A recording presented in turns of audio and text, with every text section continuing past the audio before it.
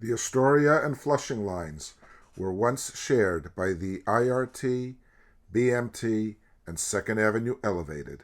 How did they do it? Coming up.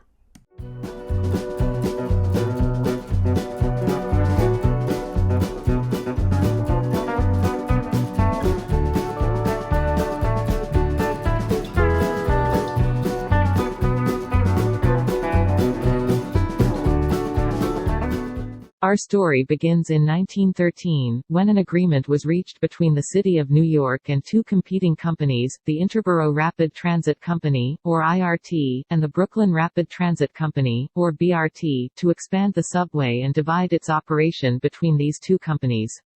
These contracts, known as the dual contracts, are discussed in greater detail in our other video entitled The Rise and Fall of the B.M.T. To simplify it for the purposes of this video, subway lines and some of the related elevated structures were owned by the city and leased to the companies for operation. As competing entities, there were no free transfers, and they did not share any station facilities, or routes. Except for the Astoria and Flushing lines. In the contracts, the Astoria and Flushing lines were leased to the I.R.T, but trackage rights were granted to the B.R.T. The Astoria line was completed in 1917, with the Flushing line being completed up to 103rd Street. It would be extended to 111th Street in 1925 and to Main Street in 1928. The I.R.T. began to operate over both lines, connecting them to the subway to Grand Central, the number 7 route we know today, as well as to its 2nd Avenue Elevated, which operated over the Queensboro Bridge. Westward expansion to Times Square would have to wait until 1927. Meanwhile, the B.R.T. operated to Queensboro Plaza, but did not exercise its trackage rights.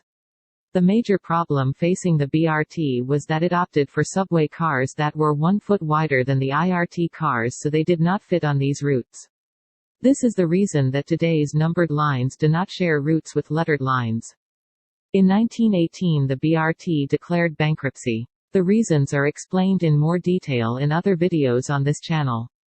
It emerged from bankruptcy in 1923 as the Brooklyn Manhattan Transit Corporation, or B.M.T. Before we examine how the B.M.T. finally exercised its trackage rights, let's look at the Queensboro Plaza complex as it was originally built. It had 2 levels as it does today, but it had 2 platforms and 4 tracks on each level. B.R.T. subway trains and the later B.M.T. used the north half of the station while the I.R.T. used the south half. For reference, it is only the south half that remains in operation today. The tracks leading up to Queensboro Plaza from the B.M.T. 60th Street Tunnel were completed in 1920. The B.R.T. operated its wider trains to either the upper or lower levels of its half of the station, and then returned to Manhattan.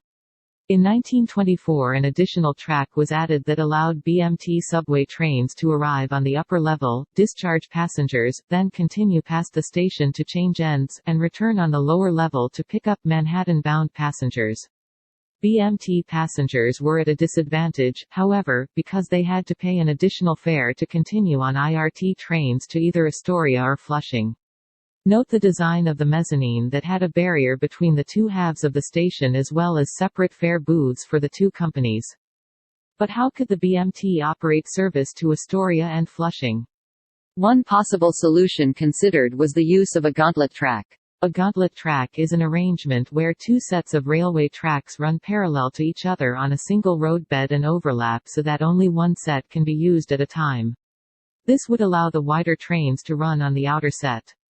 Ultimately, however, a cheaper solution was found. The B.M.T. had older wooden elevated trains that conformed to the I.R.T. widths. So they decided to operate shuttles to Astoria and Flushing using the elevated equipment.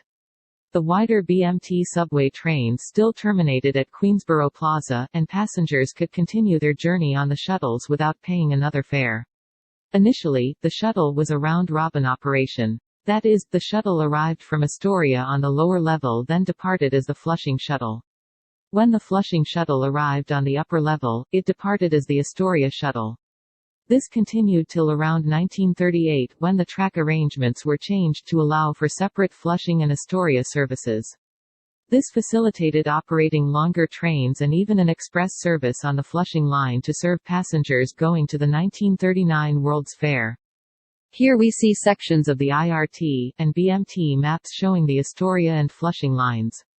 These lines were serviced by I.R.T. 2nd Avenue elevated trains from South Ferry as well as I.R.T. subway trains from Times Square. The Flushing leg of the I.R.T. subway route is today's 7 train. The B.M.T. 4th Avenue and Brighton subway trains terminated at Queensboro Plaza. These are the R and Q trains today. Connecting shuttles operated to Astoria and Flushing. Beginning on April 24, 1939, the I.R.T. and B.M.T. operated both locals and expresses on the Flushing line. In addition to inaugurating express service, the 1939 World's Fair also brought new cars to the lines. The I.R.T. purchased 50 new cars called World's Fair Steinway motors. Steinway refers to the Steinway Tunnel, which is the name of the tunnel under the East River that the 7 train still uses today. The B.M.T. opted to rehabilitate its older wooden cars instead for their shuttle operation. The ends were enclosed and sliding doors replaced the gates. The refurbished cars were called Q-types, for Queens. In June 1940, the B.M.T. and I.R.T. were taken over by the City of New York. On June 13, 1942, the 2nd Avenue elevated closed. The city then began to look for a solution to the joint operation, which was by now redundant. In 1949, the Astoria line was turned over to what was then called the B.M.T. division of the New York Transit System. Platform edges were cut back to allow for the wider trains. The I.R.T. division kept the Flushing line. Signs like this were posted in all the stations telling passengers where they could transfer.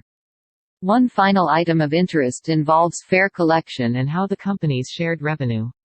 To discourage passengers from using the Astoria and Flushing lines as a way to get a free transfer, the stations along the lines had separate entrances on the uptown and downtown sides. People could not cross over without paying another fare. Riding to the end of the line to transfer to the other company was not worth saving a nickel for most people. The companies also encountered some obstacles when it came to dividing the revenue. Originally, the platforms were to be divided in half and separate change booths were installed on each of the stations. However, this proved impractical from the very beginning as longer trains became necessary to serve the lines. Initially, an agreement was reached to share revenue and expenses based on the number of car miles operated, but the I.R.T. sued, claiming this was unfair since they carried more passengers. Finally, a new agreement was reached in 1927 dividing revenue and expenses in proportion to the number of passengers carried by each company. Thank you for watching, and please subscribe to this channel.